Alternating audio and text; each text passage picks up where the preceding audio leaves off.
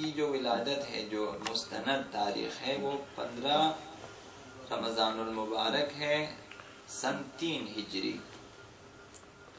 پیغمبر اسلام کی ہجرت کے تیسرے سال پیدا ہوئے اور 15 رمضان المبارک کو پیدا ہوئے۔ رجب ہمارا کون سا مہینہ تھا؟ 7واں مہینہ تھا۔ 8واں مہینہ رجب کے بعد کون سا مہینہ آتا ہے؟ کون سا آتا ہے؟ شعبان۔ شعبان کے بعد رمضان۔ تو رمضان کون سا مہینہ ہوا ہمارا؟ 9واں مہینہ۔ تو 9ویں مہینے کی جو ہے 15 تاریخ کو، ماہ مبارک رمضان کی 15 تاریخ کو ان کی ولادت ہوئی۔ سن 3 ہجری کو مدینہ منورہ میں، یہی مدینہ جو آج سعودی عرب میں ہے، یہی مدینہ ہے جہاں مسجد نبوی ہے، اسے پہلے یثرب کہتے تھے، یثرب، ابھی اسے مدینہ کہتے ہیں۔ پیغمبر اسلام نے جب ان کی ولادت کی خبر سنی تو پیغمبر اسلام ان کے نانا ہیں، آقا امام حسن کے نانا پیغمبر اسلام ہیں۔ ان کے دادا کا نام کیا ہے؟ امام حسن کے دادا کا نام ایسے ہوتے ہیں، تو ان کے نانا رسول خدا ہیں، ان کے دادا امیر المومنین کے والد یعنی حضرت ابو طالب ہیں۔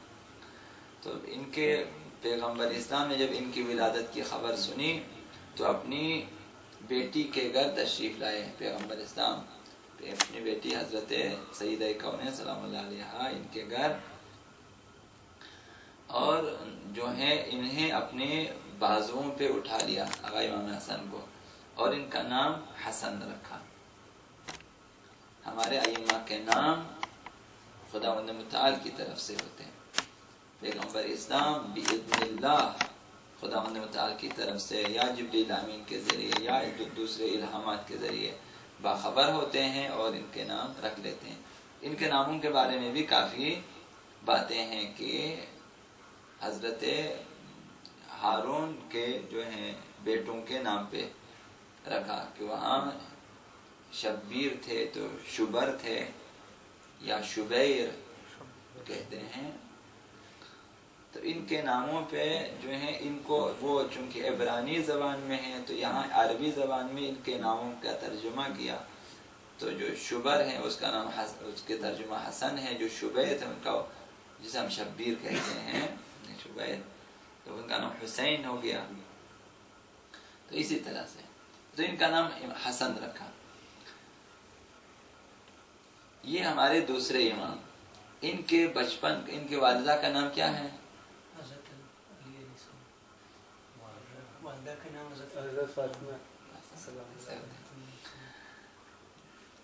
بچپن کا جو 7 سالہ دور ہے آقا امام حسن کے، بچپن کا 7 سالہ دور پیغمبر اسلام کے ساتھ انہوں نے گزارا۔ انہیں 7 سال پیغمبر اسلام کے ساتھ رہے، اپنے نانا کے ساتھ۔ پیغمبر اسلام نے انہیں اعلیٰ خصوصیات اور ربانی علوم سے اس حد تک مزین کیا کہ آپ علم، حلم، عقل اور دانش، سخاوت، شجاعت میں منفرد مقام رکھتے تھے۔ اولاً تمام ائمہ اس قسم کے ہوتے ہیں، دوماً چونکہ ان کے اندر استعداد بدرجہ عدم موجود ہوتے ہیں تو پیغمبر اسلام سے علوم اخذ کرتے ہیں اور اس طرح لیتے ہیں، کامل ہو جاتے ہیں، دوسرے بچوں کی طرح نہیں پڑھتے۔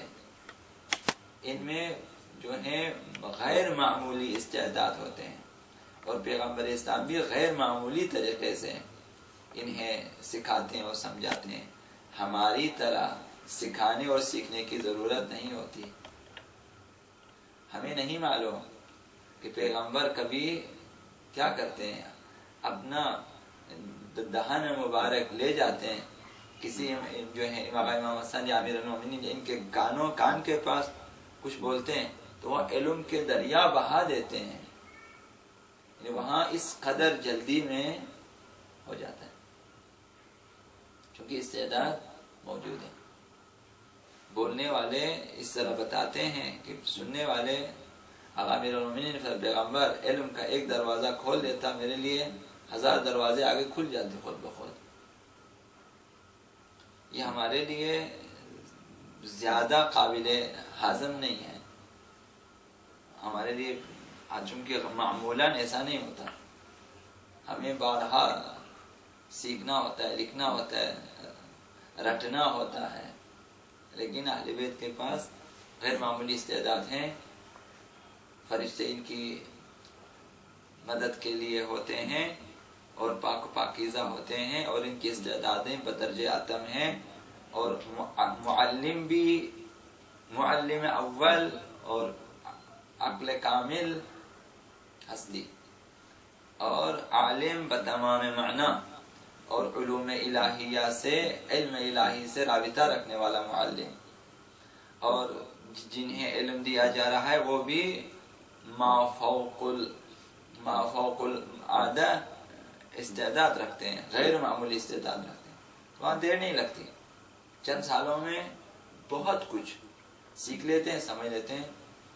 لہذا آقا امام حسن نے بھی 7 سال پیغمبر اسلام کے ساتھ گزارا اور بہت کچھ، اور ساتھ میں آقا امیر المومنین، ساتھ میں حضرت سیدہ کونین سلام اللہ علیہ، ان ہستیوں سے بھی سیکھتے ہیں بہت کچھ، اور خود اپنے پاس پہلے سے بہت کچھ موجود ہے علوم، اس طرح یہ لوگ کامل ہو جاتے ہیں۔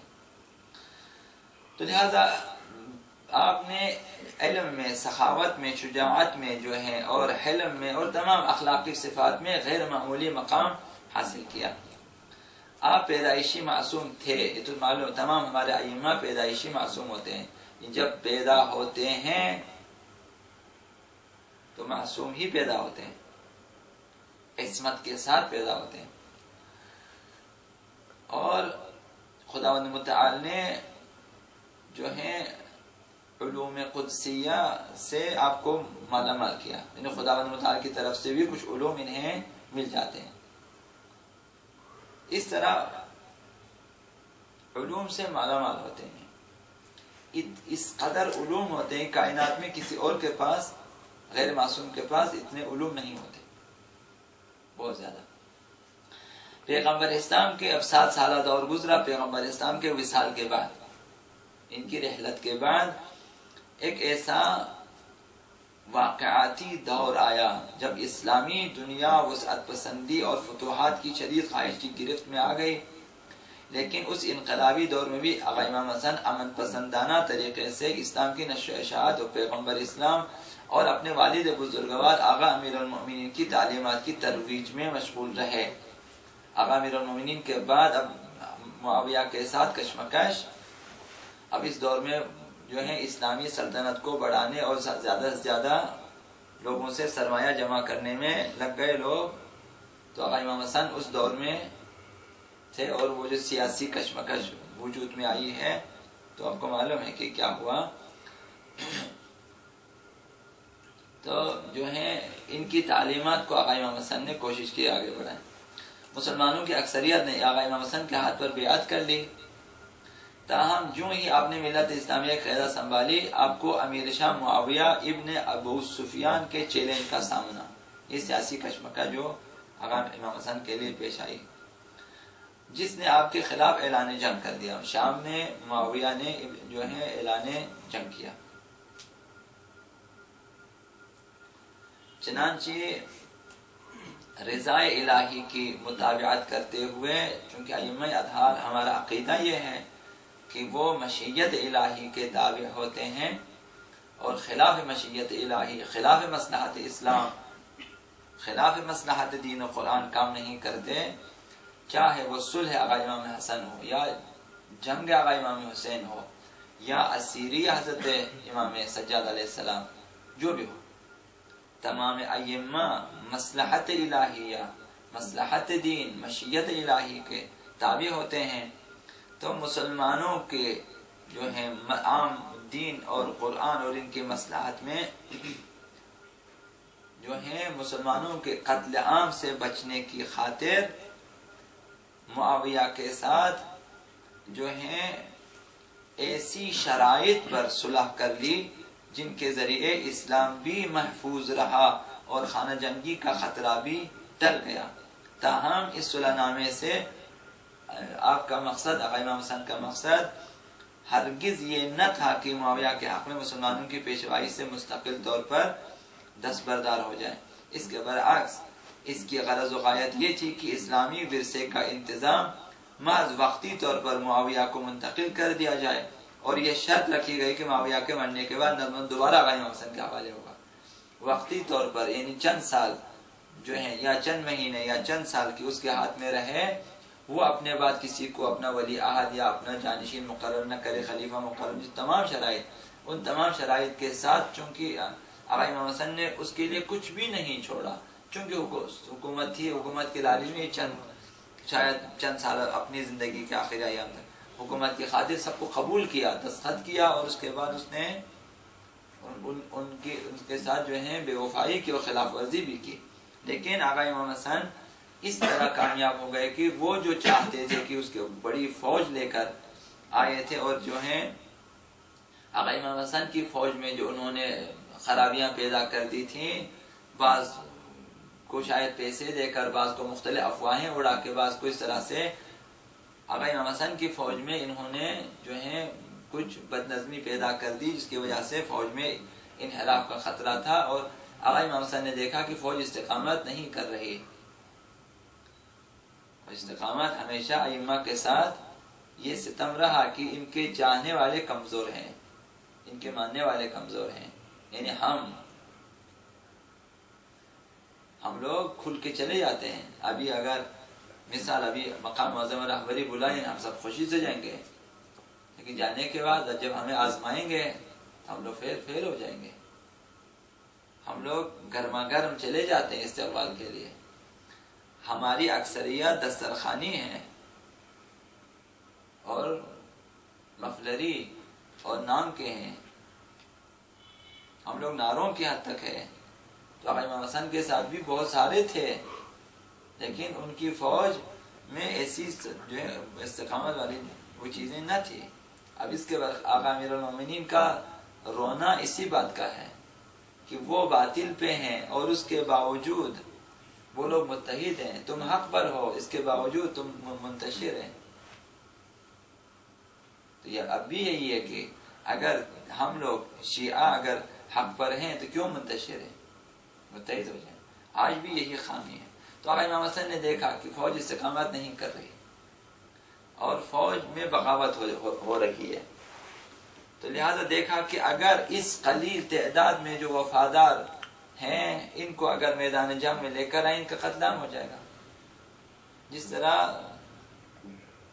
مختار نامے میں آپ نے سلیمان کا کردار دیکھ لیا، تائبین کا سردار سلد خزاعی، دیکھا کیا کیا اس نے، سب کو میدان جنگ میں ڈال دیا، غسل شہادت کیا سب کو، فائدہ کیا ہوا؟ یعنی آپ کی توبہ اسی طرح قبول ہو جاتی ہے۔ مسلمانوں کی، مؤمنین کی کثیر جماعت کا ختم کریں، فائدہ کیا ہوا؟ ایسا کام کریں کہ جس سے مختار نے قیام کیا، کم از کم انتقام لیا، مختار نے کام کیا، انتقام لیا۔ سلیمان نے کیا کیا؟ کسی نہیں تھا، وہ مرنے جاتے ہیں، یہ فرق ہے۔ کچھ لوگ شہید ہونے جاتے ہیں، شاید مہم نہیں ہے یہ چیزیں کہ آپ جا رہے ہیں اس لیے کہ شہید ہو جائیں، جبکہ آپ کی شہادت کا کوئی مقصد نہیں ہے۔ تو یہ شہادت اپنے مفہوم میں صرف مردوں پہ اطلاق نہیں ہوتا۔ شہادت کو اگر اپنے مفہوم میں آپ دیکھیں تو زندوں پر بھی اطلاق ہوتا ہے۔ ہمیں خواہ زندہ یا مردہ شہید ہونا چاہیے، زندہ بھی شہید ہے اور مردہ بھی۔ شہید کسے کہتے ہیں؟ شہید وہ ہے جو شہادت دے۔ شہادت کسے کہتے ہیں؟ گواہی۔ شہادت گواہی کہتے ہیں۔ تو جو شخص گواہ دے گا، گواہی دے گا، اسے کیا کہیں گے؟ شہید۔ اسے کہیں شاہد۔ شاہد کسے کہتے ہیں؟ گواہ۔ گواہی کون دے سکتا ہے اور گواہ کون بن سکتا ہے؟ کس میں قابلیت ہے کہ وہ گواہی دے؟ آپ کو اگر کسی چیز کے بارے میں گواہی کے لیے بلائیں تو آپ کس صورت میں گواہی دے سکتے ہیں؟ گواہی کے لیے حضوری شرط ہے،